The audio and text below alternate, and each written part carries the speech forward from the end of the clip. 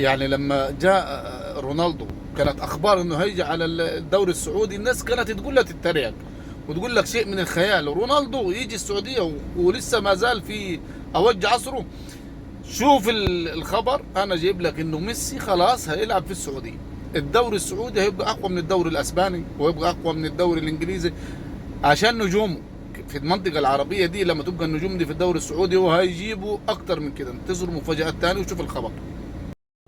خبر الموسم يعني كده هتبقى هتكمل وأفضل استثمار للكرة السعودية. اسمع الخبر يا سيدي. سيلعب نجم كرة القدم الأرجنتيني ليونيل ميسي الموسم المقبل في السعودية. وقال المصدر الذي طلب عدم الكشف عن اسمه لأنه غير مخول الحديث للإعلام: صفقة ميسي تمت، سيلعب في السعودية الموسم المقبل من دون الإشارة إلى النادي.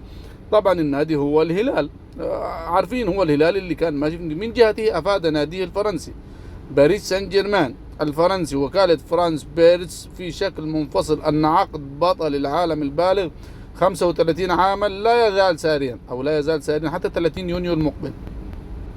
وكان نادي باريس سان جيرمان الفرنسي أوقف أخيرا نجمه المتوج اللي هو ميسي بكأس العالم في ديسمبر الماضي في قطر بسبب سفره من دون موافقة النادي إلى السعودية، حيث ينشط كسفير للسياحة في السعودية وفق الوكالة الفرنسية. ويأتي وصول ميسي للسعودية بعد أشهر من وصول منافسه وغريمه البرتغالي كريستيانو رونالدو الذي انضم إلى نادي النصر السعودي في صفقة مضوية الأشهر الماضية. ويعتقد أن البرتغالي عقد البرتغال ممتد حتى 440 مليون يورو.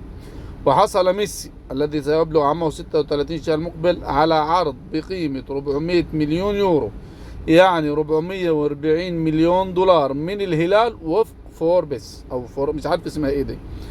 وكشفت مصادر خاصة لصحيفة عكاظ السعودية اقتراب نادي الهلال من التوقيع مع مدرب منتخب إسبانيا السابق لويس إنريكي، مع اقتراب الزعيم من حسم صفقة ميسي. يعني المدرب أسبانيا وميسي مع بعض. ومنذ أكثر من شهر تلقى كابتن منتخب الأرجنتين عرض من نحو 320 مليون، لكنه لا يتسرع في قبوله حسب جريدة عكاظ. وعينت السعودية ميسي كسفير للسياحة العام الماضي. وزار